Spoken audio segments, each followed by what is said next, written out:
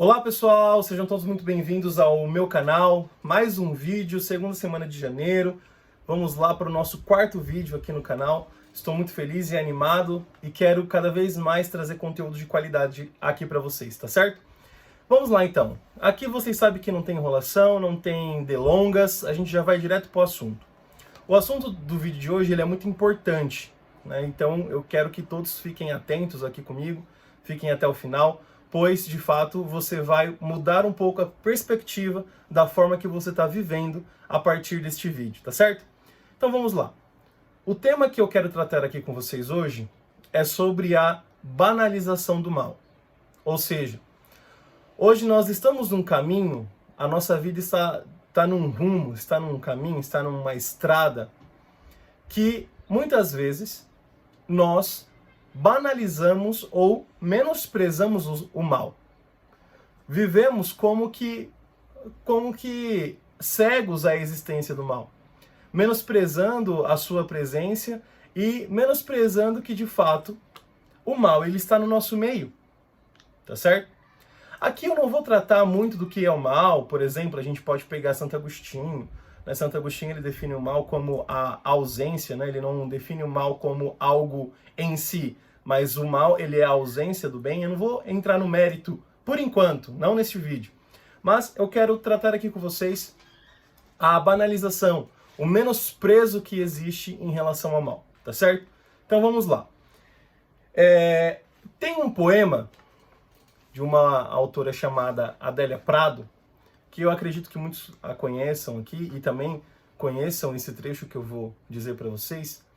Ela tem um poema que ela já inicia dizendo o seguinte: de vez em quando, Deus me tira a poesia, olho pedra e vejo pedra mesmo. O que isso significa?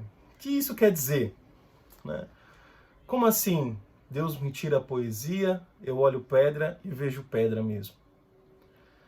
Isso quer dizer que quando nós estamos como nós estamos diante da realidade, a realidade ela não mostra simplesmente aquilo que nós enxergamos. Ou seja, utilizando o exemplo da própria poeta. Quando nós olhamos para uma pedra, por trás daquela pedra, por trás daquele símbolo, existe um universo de significados. Por exemplo, aquela pedra, ela é um mineral, né? O mineral ele é um elemento da natureza, um elemento químico. Aquela pedra, ela poderia... Como que fez que ela chegasse ali? Aquela pedra poderia fazer parte de uma montanha outrora. Então, por detrás de toda a realidade, existe todo um universo que nós só conseguimos alcançar, nós só conseguimos acessar pela poesia, pela linguagem simbólica. Por exemplo, dando um outro exemplo. Quando eu perco esse senso poético da vida, quando estou, por exemplo, almoçando, eu olho para aquele prato de comida e eu só vejo comida.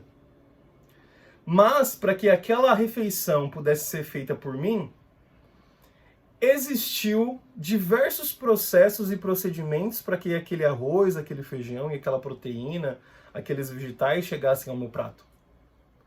Então, houve alguém que plantou arroz, houve alguém que plantou feijão, houve alguém que criou gado, houve alguém que tem toda uma indústria ali, tem toda uma organização, uma empresa que organizam, que colhe, que planta, que transporta, depois que embala, depois que vai para os mercados. Depois o caminhão que leva os grãos ali da fazenda até as fábricas, até os supermercados, passou por uma estrada, a estrada ela foi feita por alguém. Esse alguém, né, tem uma família que sustentou também a sua família pelo aquele trabalho.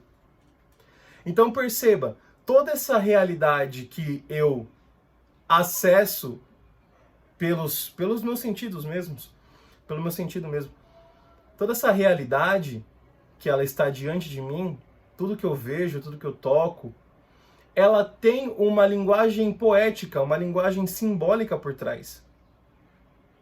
Isso é puramente humano. Nós somos os únicos seres criados capazes de, a partir das circunstâncias da nossa vida, olhar para a realidade e encontrar um sentido real ali. Um sentido poético ali. Não olhar para as coisas simplesmente como algo simples, como algo banal. E por que isso foi? Por que nós vivemos dessa forma?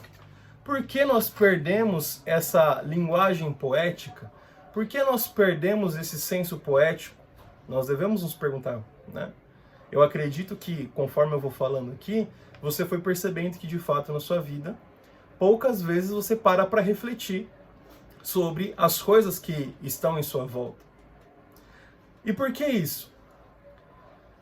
Pelo fato de que o egoísmo, de certa forma, aqui a gente pode ter um olhar bíblico, né?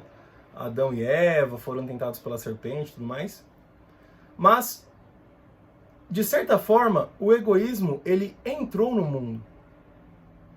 E desde o momento em que o egoísmo ele entra no mundo, de certa forma, nós perdemos esse senso poético. Nós perdemos a capacidade de olhar para a realidade e enxergar e conseguir acessar as coisas mais profundas que a realidade ela nos favorece. Então, pelo o amor próprio desordenado, que é exatamente isso que é o egoísmo é quando eu tenho um amor próprio desordenado, ou seja, eu me coloco sobre tudo, eu me coloco à frente de tudo, eu tenho um olhar apenas para dentro, eu não consigo olhar para fora. Então, a partir desse egoísmo, nós perdemos essa sensibilidade poética. Nós perdemos essa sensibilidade que nós podemos dizer também filosófica da coisa. Então, tudo que eu tenho que fazer um pouco mais de esforço intelectual me causa repulsa, me causa ou às vezes espanto, ou não me faz eu me aproximar daquilo. Exatamente porque o egoísmo, o amor desordenado, o amor próprio, ele matou a nossa possibilidade poética. Tá certo? E aí, quando eu perco a sensibilidade poética, quando eu perco a visão poética, a visão simbólica das coisas, quando eu começo a olhar para a pedra e vejo apenas pedra, é claro que o que me resta é apenas um olhar científico, é apenas um olhar empresarial, é apenas um olhar analítico. É claro que as coisas para mim elas se tornam sistemáticas. Porque se eu só vejo pedra quando eu olho pedra, não tenho mais poesia, não tem mais simbologia, aí as coisas para mim elas se tornam puramente racionais. Eu só vou atrás daquilo que tem uma certa razão, uma racionalidade, um porquê. E aí eu entro na questão do utilitarismo. Eu só corro atrás daquilo que me é útil. Eu só vou atrás, eu só convivo, eu só me relaciono com pessoas que podem me favorecer algum certo bem, algum certo afeto. Eu perco a sensibilidade. Eu perco a possibilidade de notar a poesia no mundo. Eu perco a sensibilidade de olhar para o mundo e amá-lo.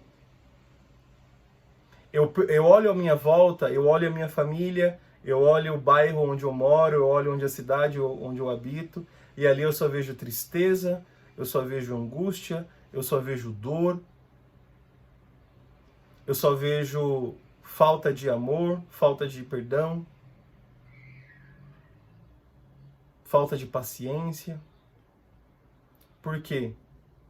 Eu só vejo aquilo que é latente. Eu só vejo aquilo que é muito evidente. E eu perco o olhar poético da vida. Por exemplo, quando eu olho para minha vida e aí eu vejo que eu sou uma pessoa rancorosa. Diante desse rancor, eu só vejo rancor. E tá tudo bem ter rancor. Para mim, eu tenho um pouquinho aqui de falta de perdão, eu não consigo perdoar alguém que me abusou quando eu era criança, eu não consigo perdoar o meu pai que foi ausente, eu não consigo perdoar a minha mãe que não foi do jeito que eu queria que ela fosse comigo, ou eu não consigo perdoar alguém que eu me relacionei e me magoou. Isso vai gerando rancor. Rancor é rancor. Eu olho pro rancor e vejo só rancor. Percebe que quando eu perco o olhar poético da vida real, da realidade que me é dada, das circunstâncias que me é dada, quando eu vou olhar para mim mesmo, o meu olhar poético ele também está conturbado. Percebam? Então, se algo real, algo que eu consigo tocar com meus olhos, eu já não tenho mais a sensibilidade, quando eu olho para dentro, que é algo um pouco mais difícil de ser acessado, porque eu não acesso apenas com os meus sentidos, mas eu tenho que me acessar com os sentimentos, com a minha racionalidade. Eu não tenho essa poesia mais. Eu não tenho. Eu olho o rancor, eu vejo o rancor. É que eu não gosto muito de ter responsabilidade, né? Eu gosto de ter uma vida leve, eu gosto de ter uma vida solta, eu gosto de ter uma vida sem compromisso, sem hora para acordar, sem hora para dormir, sem muitas responsabilidades, sem conta para pagar. Eu gosto de ter uma vida burguesa. E aí quando você olha para isso, você só vê, isso aqui é uma fase, logo passa. Então você olha para algumas coisas da sua vida e você não enxerga o que tem por trás daquilo ali. Você não enxerga qual que é a raiz daquilo ali. Você faz até um processo de autoconhecimento, mas você não consegue acessar a raiz das suas fraquezas, a raiz das suas dificuldades. Porque você perdeu o olhar poético da vida. Um outro exemplo. Quando você não tem esforço para realizar os seus deveres. Quando você não tem energia para cumprir bem o seu dia, a sua vida ordinária. Aí você, isso aqui é procrastinação. Isso aqui não é nada. Isso aqui eu organizo, eu faço um planner e eu organizo isso aqui. E você não é capaz de perceber que essas suas dificuldades, esse seu desânimo, essa sua falta de empenho nas coisas, nada mais é do que a própria preguiça. E aqui é interessante a gente entender uma coisa. Muitos falam que procrastinação não é preguiça. E de fato não é. Procrastinação ela é algo real, algo que algumas pessoas têm. Mas essa falta de uma energia, corporal ali mesmo. Só que o número de pessoas que de fato são procrastinadoras é mínimo. O resto é um bando de preguiçoso. Eu e você, na verdade, nós somos preguiçosos. Quando eu falo que preguiça é procrastinação, eu estou banalizando o mal. Entende? Então, eu vejo alguns vídeos na internet. Não. Fique tranquilo, que procrastinação eu vou te ajudar a resolver. Porque procrastinação não é preguiça, procrastinação não é cansaço, procrastinação é alguma coisa no cérebro, assim, assado, eu vou te ajudar a resolver. Entenda que nós estamos perdendo o olhar simbólico, o olhar poético da coisa e não estamos olhando mais as coisas como elas são. Se você foge do esforço, tudo que gera esforço você foge, você não é procrastinador, você é preguiçoso. Mas como você diz isso? É simples, você pode pegar qualquer manual de espiritualidade, qualquer livro sobre doutrina da igreja, e vai lá no tópico preguiça, um dos 7 pecados capitais. Tudo que aquele autor, aquele homem ou aquela mulher diz a respeito do que é a preguiça, as pessoas estão dizendo que é procrastinação. Ou seja, de fato, procrastinação não é preguiça, mas o jeito que a procrastinação está sendo abordada, nós identificamos que é preguiça sim. Nós não podemos banalizar o mal, nós temos que parar de banalizar o mal, nós temos que parar de menosprezar o mal. Nós temos que voltar a ter uma visão poética da vida. Nós temos que olhar para nós, de fato, e encarar as coisas como elas são, buscando entender o que está por trás daquelas nossas ações. Isso é o verdadeiro autoconhecimento. Você só vai ter um verdadeiro autoconhecimento a partir do momento que você olhar as suas coisas, as suas dificuldades, as suas fraquezas e tentar entender o que tem por trás delas. Porque se você para nas suas fraquezas, se você para nos seus defeitos, nos seus desafios, você só vai alimentar o seu egoísmo. Você vai se tornar uma pessoa cada vez mais egoísta, lambendo suas feridas. O problema só é resolvido na raiz. Assim como uma planta daninha. Se você não for lá e cortar o mal pela raiz, ela vai crescer de novo. Assim como o joio e o trigo. O joio e o trigo, eles crescem junto. E depois que você consegue identificar o que é joio e o que é trigo, você tem que cortar na raiz. Então, os seus problemas só serão resolvidos quando você começar a dar nome aos bois. Quando você olhar para o seu rancor, para a sua falta de energia e falar, não, isso aqui é preguiça. Quando você está fugindo dos esforços, e o que são as coisas que nos geram esforço? Trabalhar nos gera esforço, cuidar da família gera esforço, rezar gera esforço, estudar gera esforço. Quando você foge dessas coisas, você é um preguiçoso. Só que não, isso aqui é preguiça, eu tenho que resolver. Então, o que eu tenho que resolver na minha vida? Eu tenho que resolver a preguiça. Entendem? E por que isso? A falta de sensibilidade, a falta de poética na nossa vida, ela nos coloca num caminho de perversidade. Eu me torno de fato uma pessoa perversa. E é importante a gente lembrar que o seguinte, que ninguém chega ao nível completo de perversidade de um dia para o outro. Não, você acorda, então, de um dia para o outro, aí você, não, hoje eu sou uma pessoa má, ruim, péssima, cheia de defeitos, fracassos. Não, é um caminho que é trilhado. E um dos passos para que a gente chega à perversidade completa, ou seja, a ter uma vida de fato moralmente destruída, não só moralmente, mas psicologicamente, humanamente destruída, é um processo. E o meio do caminho é exatamente esse que nós estamos vivendo hoje em dia. A banalização do mal. É claro que esse exemplo e essa relação entre procrastinação e preguiça é um exemplo.